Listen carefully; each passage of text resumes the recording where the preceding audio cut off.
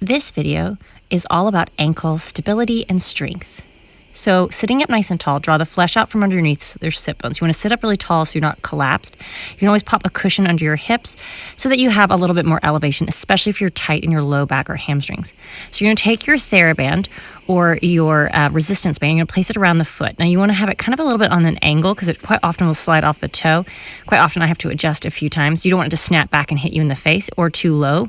You want it kind of around the ball of the foot. So I'm going to pull back, draw my shoulder blades down, pulling my abs in. I'm going to bend my knees so it's kind of out of the way, but you can kind of put this foot wherever feels good. Now I'm going to try not to move from the thigh. I'm going to try to point and flex just from the ankle, flexing and then pointing the toe. And again, flexing and pointing the toe. We're going to do 10 of each of these. So I'm really drawing my shoulder blades back, sitting up nice and tall, and really trying to find that articulation all the way through the foot. Exhale, lengthen, bringing it up. And again, exhale. And I'm really trying to keep that nice stability all the way through the core and all the way through the body. And a little exhale to point, and then it's ball of the foot, ankle, ankle, ball of the foot, toe. So I'm really trying to find all of that articulation through each part of the foot, really strengthening and lengthening through the toes. Now I'm going to bring the band kind of across. So it's going to reach and kind of create a twist. I don't want to turn my ankle. I want to treat my foot nice and flat, almost like I could put my foot up against a wall, which I can't. I'll demonstrate at the end. And I'm going to just let my foot go to the side. And again, it's 10 of these. Exhale, a little twist to the side with the ankle, trying to keep it moving from the ankle and not, again, from the thigh or from the leg joint. You're going to feel it's a very small movement, trying to create no rotation or sickling in the foot. So you can see I'm just pushing across and back to center, a little cross and back to center 10 times. Still sitting up tall. Now I'm going to switch to the other side. Now this one I find a little bit harder not to sickle, so I quite often like using my either a yoga block in front of my foot or right up against the wall, not moving from the knee, but keeping the knee nice and still so that you get that rotation and that strengthening all the way up. Little press and little press, little press, creating that resistance. And it's a really small movement. If it's really big, quite often what you're doing is you're rotating from the whole thigh. So you want to keep it nice and small, holding it and pull it back. Nice big stretch, reaching through the back of the leg, really elongating the back of the heel. Now you can see my heel comes up off the floor because I'm a little hypermobile in my knee, but I don't want to bring it as far as I can. I just want to get a nice big stretch, and we're going to just switch that to the other side. So here we go. You're going to just extend the leg out and just however feels comfortable to you, switch. And you're going to reach that leg around.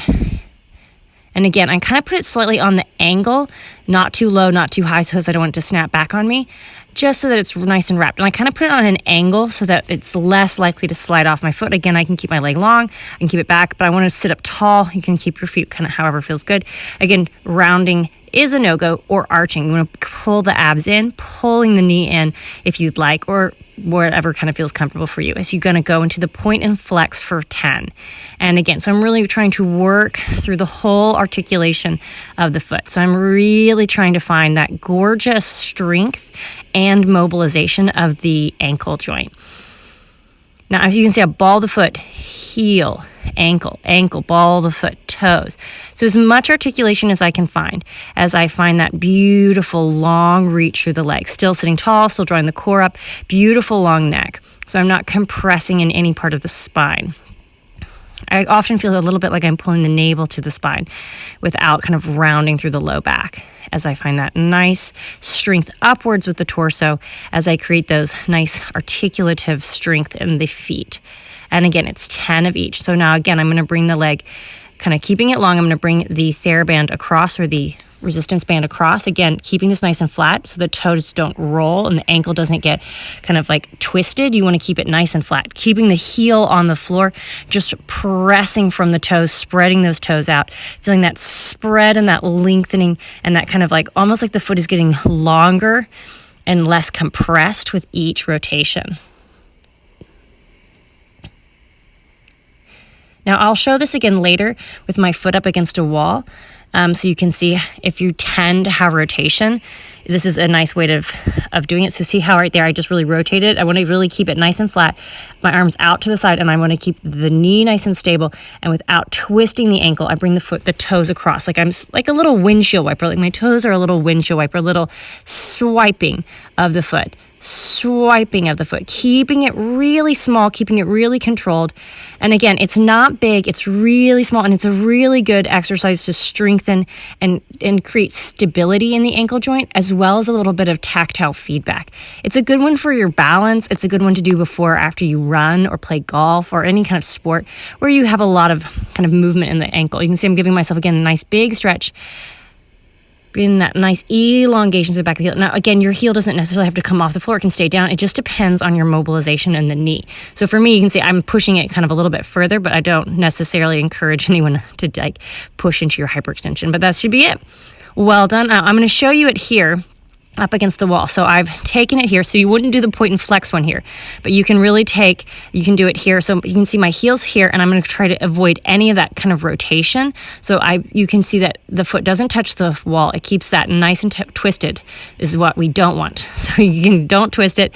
And it's a little swipe to the side. And this is a really nice modification if you tend to have a lot of rotation in the ankle for the kind of side-to-side movements.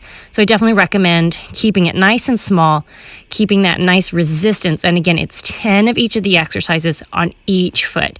And you'll really find really quite quickly that your feet will be a lot stronger and a lot more mobile. That just if you kind of can try to do this once a week or before a run.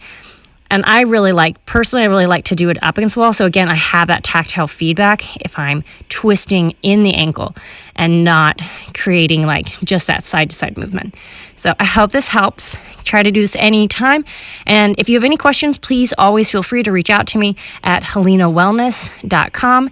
And I'm happy to answer any questions you have. And good luck and enjoy.